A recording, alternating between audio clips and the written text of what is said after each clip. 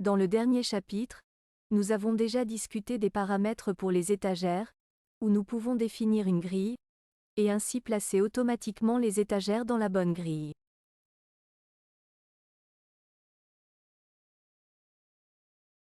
Maintenant, nous voulons examiner quelques autres paramètres de conception.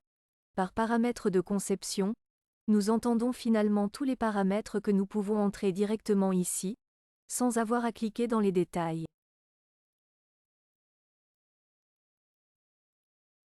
Il est très important que dans les segments respectifs, nous ayons la possibilité de définir différentes distances.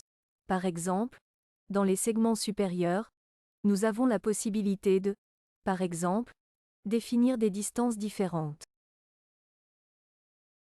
Ce qui signifie que si nous saisissons une distance de 200 dans le segment supérieur, nous aurions ici une distance de 200, et le reste est réparti également.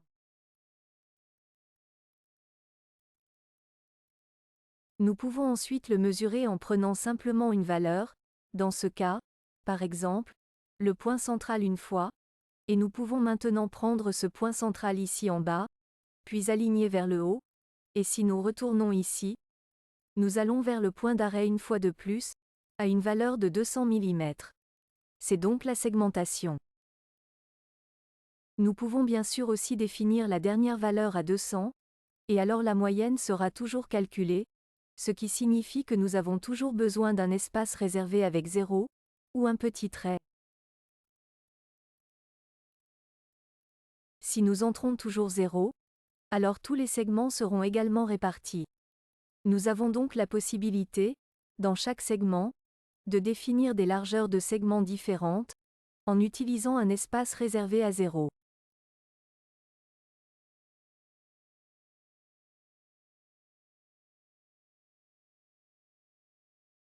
Nous voyons ici ces tirets, ils provoquent une distribution égale. Si nous mesurons simplement, nous avons ici 475, et également dans le segment médian 475, et aussi complètement à droite.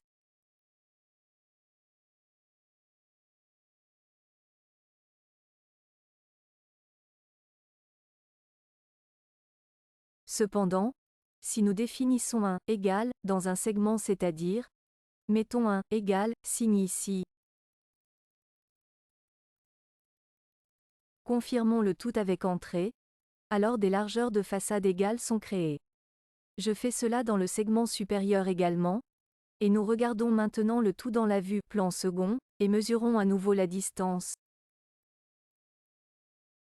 C'est-à-dire simplement cliquer ici, et nous avons maintenant une mesure de 493,5 mm de joint, et ici également 493.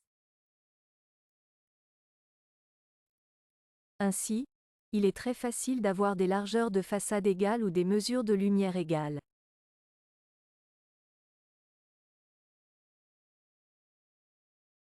Dans la vue de face, nous pouvons ici également changer les poignées. Pour cela, nous allons dans le segment, et sélectionnons ici un angle de 90 degrés, et en plus, nous avons la position de la poignée en haut à droite. Ici, nous pourrions mettre au lieu du haut un M pour milieu droit, et milieu gauche, et encore gauche milieu.